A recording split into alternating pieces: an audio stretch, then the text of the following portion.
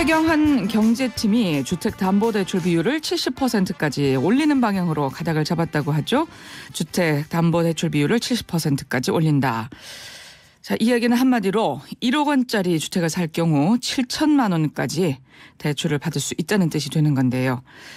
이런 규제 완화로 부동산 시장에 활력을 줄 거라는 낙관론이 있는가 하면 이미 한계점에 다다른 가계부채만 더 늘려서 경제 전반에 짐이 될 거라는 우려도 만만치 않습니다.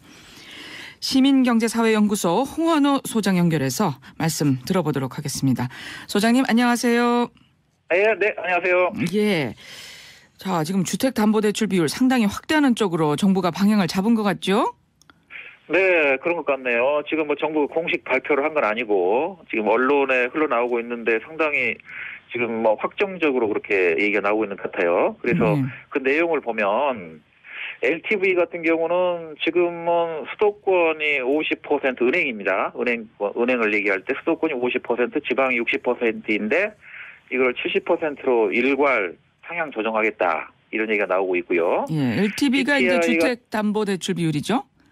예, 네. LTV라는 거는 주택담보가치 대비 대출 비율이죠. 네. 그러니까 주택담보가치가 한 10억 원이다. 그리고 대출액이 5억 원이다. 그러면 LTV가 50%가 되겠죠. 예. 그다음에 DTI를 보면 DTI라는 건 뭐냐 그러면 연간 소득 대비 연간 원리금 상환액 비율을 말하는 거거든요. 예. 그러니까 10년 만기로 빚을 냈다. 그러면 1년 평균 해서 원리금 상환액이 있을 거 아닙니까? 예. 그것과 연간 소득과의 비율을 얘기하는데 그게 지금 어떻게 돼 있냐 그러면 서울이 50%이고 인천 경기가 60%예요. 그다음에 지방은 규제가 없는데 지금 기재부에서는 서울의 50%를 60%로 상향 조정하고 싶어 하는 것 같아요. 다만 이제 금융위원회에서 지금 난색을 표하고 있기 때문에 의견 조정을 좀 하고 있는 단계인데 이거는 지금 상당히 파격적인 수준으로 또 높이고 있고 또 하나는 LTV 같은 경우도 내년에는 뭐 완전히 규제 완화를 전면적으로 한다고 그러네요. 그래서 걱정이 좀 많이 됩니다. 아, 걱정이 된다. 네. 그래요. 지금 뭐 말씀 들어보면 부동산 시장 발목을 잡는 규제 대목을 뽑는 셈이다. 뭐 이런 기대도 있는데 또 한편에서는 최후의 안전핀을 제거해버린 위험한 일이다. 뭐 우려도 있는 것 같고요. 소장님은 어떻게 보세요? 대못이라는 거는 이게 규제 완화를 원하는 사람들이 자꾸 이제 그런 얘기를 하는데 네. 올바른 규제 개혁이라는 거는 강화할 건 강화하고 완화할 건 완화하는 거거든요. 예. 지금 교과서에 다 나온 얘기인데 그러면 지금 현 시기가 이런 금융 규제 완화를 할 만큼 그렇게 시장이 한겨울이냐. 이런 현 시장에 대한 판단, 진단 이게 굉장히 중요한데 저는 뭐 지금 부동산 시장이 굉장히 정상적이고 한겨울이 전혀 아니라고 보거든요. 왜 이런 말씀을 드리냐 그러면 지금 뭐 거래량 얘기를 하는데 지난 뭐 2010년과 비교해서 최근의 거래량을 보면 그렇게 낮은 수준이 아닙니다. 그러니까 지금 6월 달에 서울 아파트, 지금 서울이 이제 논란이 많이 되는데 서울 아파트 거래량이 한 5,200건 정도 됐거든요. 이 수준이 그렇게 낮은 건 아닙니다. 그러니까 2010년과 비교해보면 이보다 거래량이 낮은 개월 수가 33개월이었고 더 많은 때가 20개월이었어요. 이 얘기는 지금 뭐 그 시장이 한겨울이라는 얘기가 전혀 뭐 말이 안 되는 거고 또 그 전에 6월 이전에 3월, 4월, 5월 때는 뭐 6,000건, 7,000건이었는데 이 정도면 굉장히 거래량이 좋은 거였거든요. 그래서 가격을 보면 이 가격이 굉장히 중요한데 2012년에 한 해 동안 서울 아파트 가격이 7.5% 떨어졌습니다. 그러면 지금 뭐 그 3월달 이후에 그러니까 그때 임대소득 과세한 이후에 어떻게 됐냐 그러면 지금 뭐 3개월 동안 0.2% 떨어졌거든요. 그러니까 MB 정부 때 1년간 7.5% 떨어질 때도 이런 금융규제 완화를 안 했는데 최근에 뭐 한 2, 3개월 동안에 0.2% 떨어진 걸 가지고 한겨울이다. 거래량이 많이 떨어졌다. 이렇게 얘기를 하니까 이건 뭐 진단이 전혀 잘못된 거 아니냐. 이렇게 생각을 합니다. 말씀 듣고 보니까 저 정부 측의 진단과는 정말 전혀 다른 말씀으로 이렇게 다가오는데 말이죠. 예. 근데 지금 저 정부 측에서는 이렇게 뭐 한겨울이라고까지 진단을 하는데도 또 분명히 근거가 있지 않겠습니까? 그러니까 한겨울이라고 자꾸 얘기를 하는데 한겨울이라고 볼 수 없고 지금 시장이 이제 상당히 정상적으로 하고 있거든요. 이 정상적으로 한다는 얘기는 지금 이제 가장 중요한 게 PIR이라는 지표인데 이게 이제 소득 대비 주택 가격 배율이에요. 그래서 이거가 굉장히 중요한데 저는 뭐 이게 점차적으로 낮아진다고 생각합니다. 그러니까 이거를 보면 한 2000년에 서울 아파트가 한 7배 정도 됐어요. 근데 지금 한 8.5배 정도 되거든요. 그래서 박근혜 정부가 현 수준의 아파트 가격을 서울 아파트 가격을 그대로 유지하게 되면 정권이 끝날 정도 되면 이게 한 뭐 7배 정도로 가까이 가기 때문에 그러면은 이제 하우스푸어, 기성세대, 후세대, 청년 세대가 상생을 할 수 있거든요. 그러니까 지금 현 시장에서 부동산 시장이 급락할 가능성은 거의 없어요.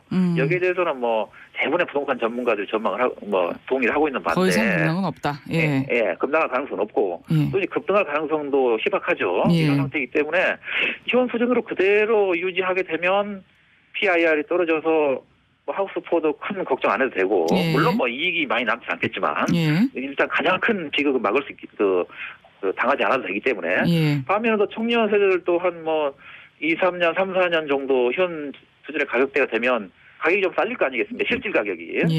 실질 가격이 싸지면 서로 상생이 되거든요. 그래서 시장이 지금 굉장히 정상적으로 가고 있는데 정상적이다. 가격도 뭐 많이 안 떨어졌고 최근 뭐 몇 개월 동안 거래량도 뭐 최근 몇 개월 동안 그렇게 심하게 떨어지지 않았는데 아니 뭐 과거 뭐 2010년 이후로 보면 그렇게 뭐 비정상적이지 않은데 왜 그렇게 무리한 정책을 추진하는지 이해하기 좀 어렵습니다. 상당히 지금 정상적인데 왜 정부에서 지금 부동산 정책에 이런 무리수를 두는지 이해가 안 된다. 뭐 이런 말씀으로 좀 요약이 되겠네요. 그러면요, 소장님.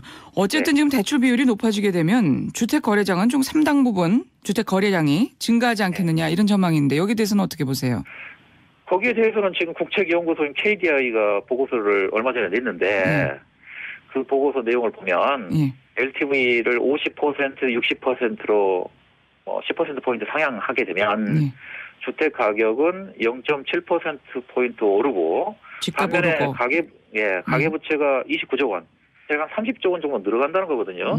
그러면 여기서 0.7% 오르면 그게 과연 좋은 거냐. 그리고 효과도 뭐 별로 큰 건 아니고요. 0.7%면. 그게는 뭐냐 그러면 기성세대한테는 좀 도움이 될지 모르겠지만 후세대한테는 또 굉장한 고통이지 않습니까? 그렇죠. 0.7% 오르게 되면. 반면에 이제 가계부채는 29조 원, 30조 원이 바로 늘기 때문에 이게 과연 이게 바람직한 정책이냐. 그걸 상당히 의구심이 많이 들죠. 그리고 또 이 거래량이 실제로 증가할 것이냐에 대해서도 사실 좀 의문이 제기가 되는데요. 뭐 집값 과연 사람들이 집을 살까 하는 생각이 든단 말이죠. 은행에서 돈을 좀 더 쓰라고 한다고 해서 어떤 뭐라 그럴까요? 집에 대한 개념도 좀 요즘 많이 달라진 거 아닌가요? 그렇죠. 이제 뭐 사람들이 이제 아파트 불패 신화 이게 깨졌기 때문에 상당히 신중하게 생각할 것이고 규제를 완화한다 해서 뭐 부동산 가격이 급등하거나 거래량이 뭐 크게 늘거나 그러지는 않을 겁니다. 반면에 이제 걱정하는 건 아까 말씀드린 것처럼 가계부채가 좀 심각한 수준이거든요. 얼마 전에 이제 그 금융연구원, 한국금융연구원 국책연구소인데요. 여기서 보고서를 냈는데 지금 그 GDP 대비 가계부채 비율 이게 우리나라가 87% 정도 되는데 OECD 평균이 69%거든요. 그래서 우리나라가 지금 그 순위로 볼 때 뭐 OECD 중에서 한 4위, 5위권 정도로 위험해요. 위험한 수준인데 문제는 이제 우리나라는 복지제도가 잘 안 돼 있기 때문에 이렇게 이제 나중에 경착륙이 되면 굉장히 위험하거든요.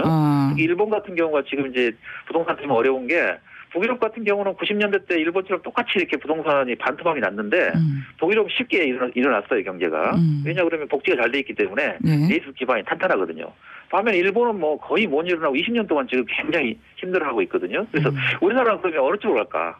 일본으로 갈 가능성이 많죠. 경착륙이 된다면. 그렇기 때문에 가계부채는 다른 어느 나라보다도 신경을 많이 써야 되거든요. 근데 지금 부동산 시장이 그렇게 어렵지 않은데 한겨울이 아닌데 무리수를 더 가면서 가계부채를 늘릴 필요가 있는지 거기에 대해서는 뭐 의문이 많이 듭니다. 또 이런 논리에 대해서는 어떻게 생각하세요? 지금 이 대출 비율 좀 높아지게 되면 제2금융권에서 대출받았던 거 은행으로 돌리고 이자는 싸지고 그만큼 가계소득 증대 효과 생기고 내수 활성화도 도움이 될 수 있다. 이런 논리도 있던데요. 네, 그거는 굉장히 좋은 쪽만 얘기를 한 거고요. 좋은 쪽만. 그러니까 제2금융권에서 이제 특히 뭐 집 사려고 대출 받은 분들 말고 생계형 대출 받는 분들 많지 않습니까? 그런 분들에 대해서는 정부가 어떤 방식으로든지 구제책을 마련해야 되는데 제2금융권의 고금리를 무릅쓰고 집을 산 분들에 대해서는 이런 분들에 대해서는 구제한다는 거는 이건 좋은 정책이 아니에요. 예. 그러니까 네 그렇죠. 그러니까 집을 산다는 거는 그러니까 시장이 굉장히 위험해지는데 집을 산다는 거는 상당히 투기성이 많거든요. 예, 예. 더구나 제2금융권 같은 경우는 고금리 아닙니까? 여기에 대해서 집을 사는 분들에까지도 뭐 구제를 해야 된다. 이건 문제고 오히려 이 경우에는 이 집을 산 분들 위험하게 고금리 대출해서 집을 산 분들은 집을 팔게 해야 되겠죠. 예. 지금 상황에서 그렇군요. 정부가 정책은. 그래서 이 부분을 분명히 구분해야 됩니다. 그러니까 예. 제2금융 대출 중에서 생계형 대출에 있는 분들에 대해서는 구제하려고 노력을 많이 해야 되지만 예. 이 제2금융권에 대출 받아서 집 살려고 하는 분들 또 집을 유지하려고 하는 분들 이거는 올바른 방향이 아니거든요. 그렇군요. 그래서 정부가 이거는 반드시 변별해서 알겠습니다. 구별해서 정책을 추진해야 될 겁니다. 예. 여기까지 말씀 듣겠습니다. 고맙습니다. 시민사회경제연구소의 홍원호